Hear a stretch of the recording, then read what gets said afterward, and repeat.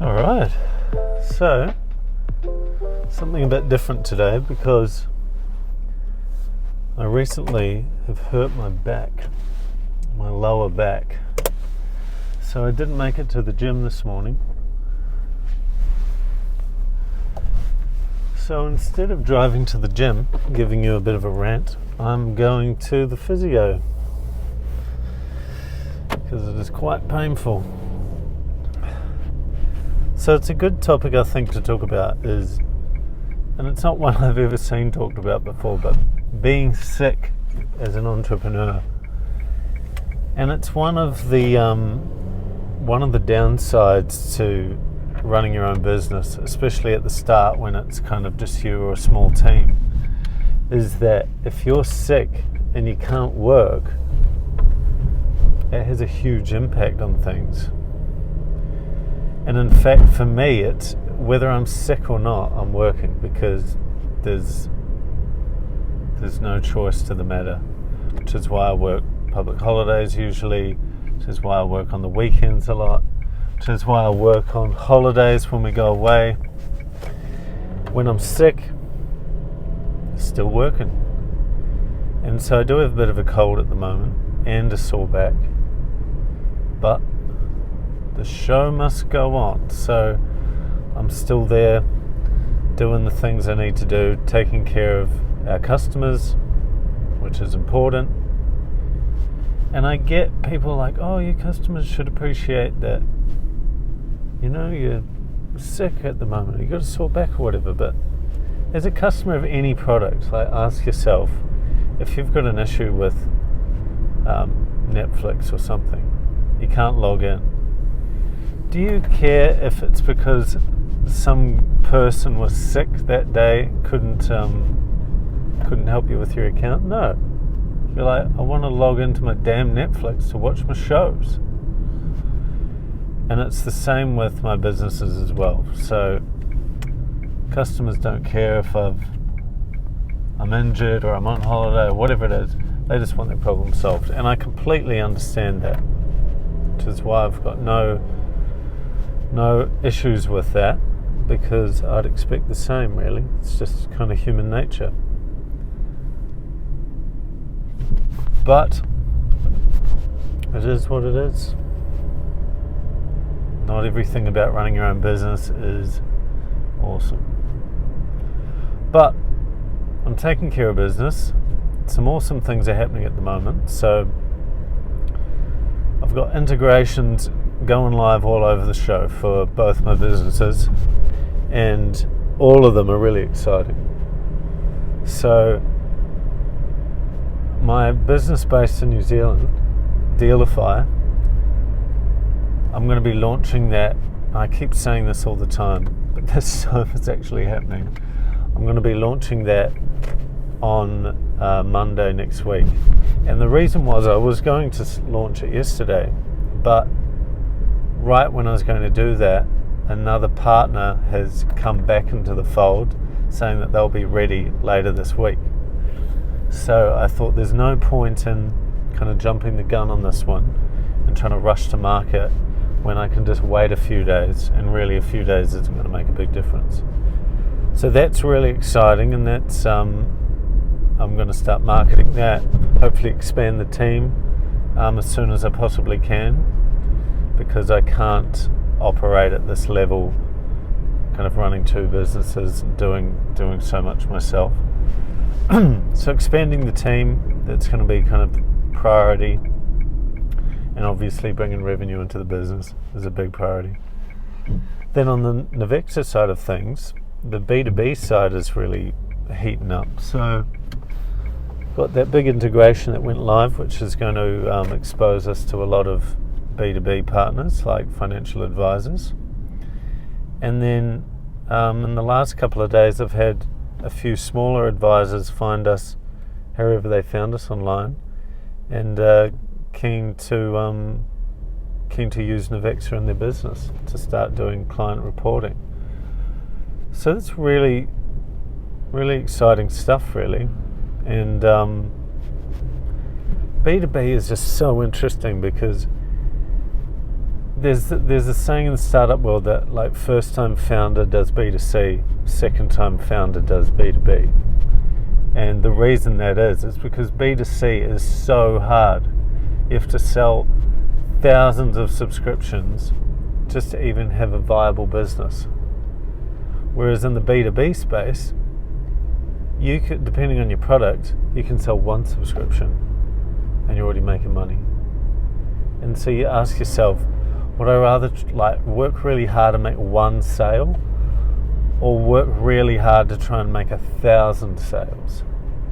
And I mean, I know that's oversimplified it, but that's pretty much what it is. And you can see if you're in the kind of build in public space on X or on Reddit, you can see B2B founders just making a really good product, solves a business problem. They can charge, like $100 or $200 a month, and like with kind of a handful of customers, you're like blitzing your MRR targets.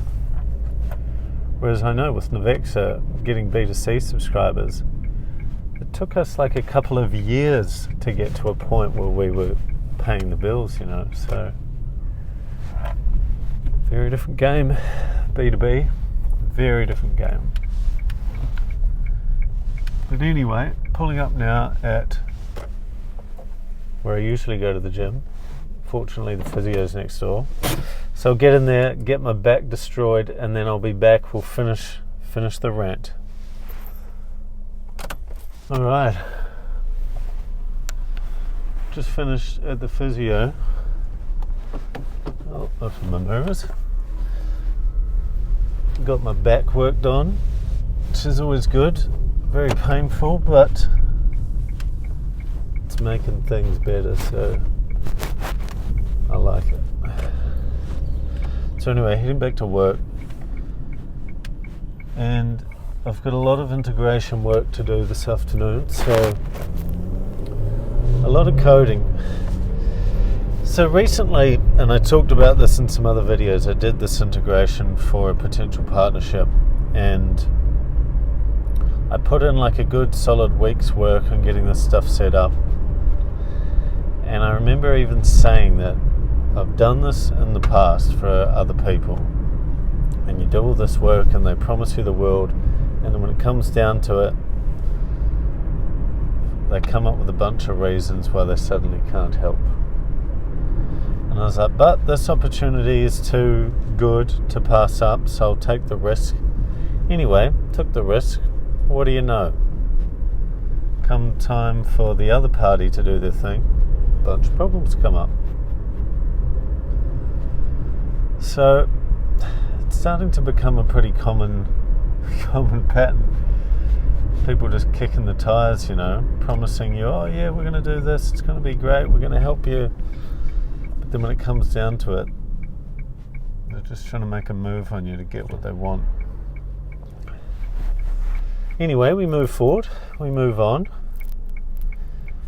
and we learn a lesson, and probably won't be making that mistake again. But you say that and then it happens again anyway. But that's the nature of business.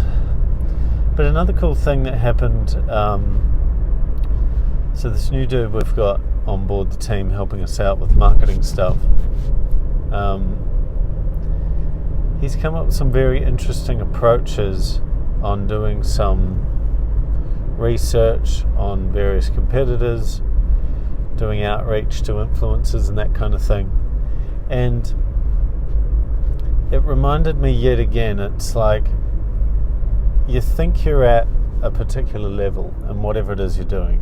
So in this case, you think you know a bunch of stuff about business and how to grow the company and things like that. And then someone else comes along and makes a move, and you're like, what the hell? Like, I never thought of that, but it's super effective. And that's what happened last night. He did some moves and got some information that I was like, wow, makes so much sense now that I can see it, but it's not something that is obvious at the time.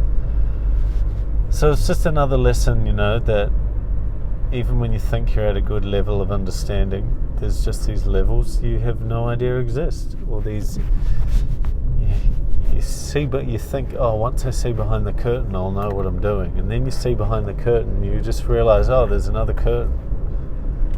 See behind that curtain, and then there's another one. So it's just crazy what can be done, but it's also what gets me up in the morning and learning new skills and new things to do, because if you can unlock these new things in your brain, you can suddenly find growth through areas you never thought was possible.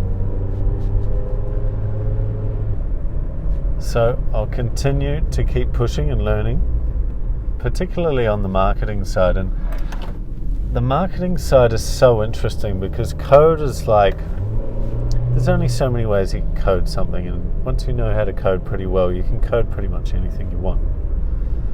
But marketing is such like an art form, and like mediocre marketing is so easy to do, and you see it all over the show. Just a basic ad that's clearly an ad.